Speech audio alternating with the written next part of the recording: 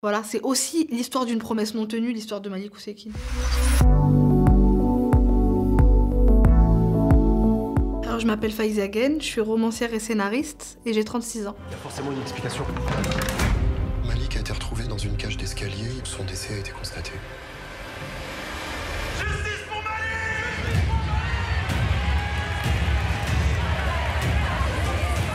Le fait que je sois co-auteur de cette série, Oussekine, c'est vraiment le fruit d'une rencontre avec le réalisateur et créateur de la série, qui est Antoine Chevrollier, qui, après la lecture de mon dernier roman, La Discrétion, en 2020, m'a contacté pour faire partie de cette room d'écriture. Et pour moi, c'est un vrai cadeau. Et ça donne vraiment du sens à tout ce que j'ai fait avant, de travailler sur cette série. Parce que la dimension sociale, politique, vraiment de ce travail a été très très intense. Et j'avais en plus le sentiment d'avoir ma place là-dedans, donc voilà. C'est étrange, mais le nom de Malik Oussekine, en fait, je saurais pas dire à quel moment je l'ai entendu pour la première fois. J'ai l'impression de l'avoir toujours entendu, de l'avoir toujours su, ce nom, sans vraiment savoir ce qu'il y avait derrière ce nom. Et le travail de la série, c'était aussi l'exploration de cette histoire concrètement, mais c'est vrai que c'est pas quelque chose qu'on apprend à l'école. Ça a été une histoire qui a été un peu enterrée, alors qu'elle a été, à l'époque des faits, très médiatisée. Puis l'affaire Oussekine, ça a été quelque chose qui a presque divisé notre pays. Ça a fait la une des médias pendant des semaines. Enfin, ça a été quelque chose de très très puissant. Mais c'est vrai que notre génération, moi j'avais donc 1 an quand l'affaire a eu lieu,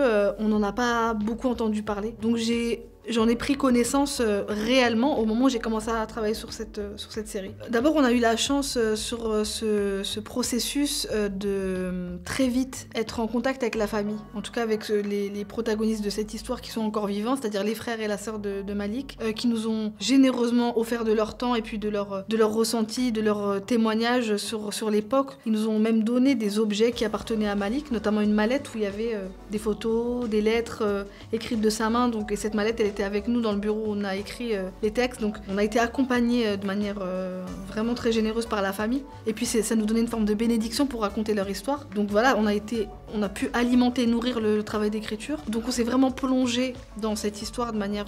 on pouvait pas ne pas être impliqué, en fait, on était vraiment impliqués, beaucoup, chacun d'entre nous, pendant près d'1 an. Toute ma vie a tourné autour de ce récit, donc ça a vraiment alimenté la narration, et tout le reste, tout ce qu'on a romancé, et il y avait aussi toute une partie où on a donné beaucoup de choses personnelles, moi notamment parce que en plus je me suis rendu compte au moment de l'écriture, j'allais dire par hasard, mais moi je crois pas beaucoup au hasard, que mes parents sont nés dans le même village que les parents de Malik et qu'on venait du même endroit, donc il y avait une culture commune et quelque chose de très familier pour moi à titre personnel, donc c'était vraiment quelque chose de très engageant ce projet. On avait cette exigence d'être dans la véracité, l'atmosphère, le ton, cette ambiance un peu des années 80, on devait être vraiment dans l'authenticité, donc on s'est plongé aussi dans cette époque. Des fois il y a des surprises, tu te dis waouh, c'était dur pour les jeunes de cette époque-là. En tout cas, les jeunes qui étaient issus de l'immigration franco-algérienne, c'était quelque chose. Donc on a beaucoup lu, beaucoup écouté de musique, beaucoup regardé de films de l'époque, et ça nous a beaucoup aidé aussi dans le traitement de cette immigration-là. Ce que ça voulait dire d'être une famille maghrébine dans les années 80.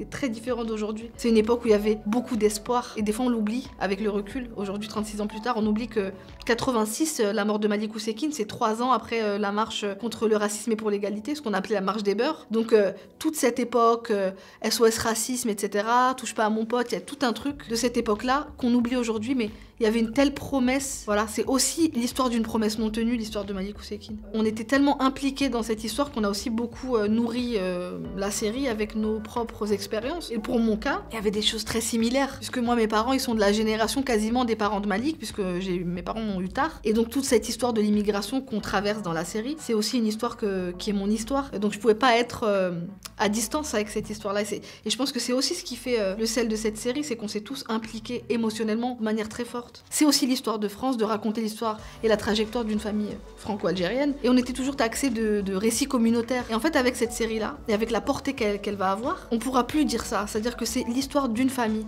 avant tout, d'une famille française, et qui traverse aussi une histoire de France.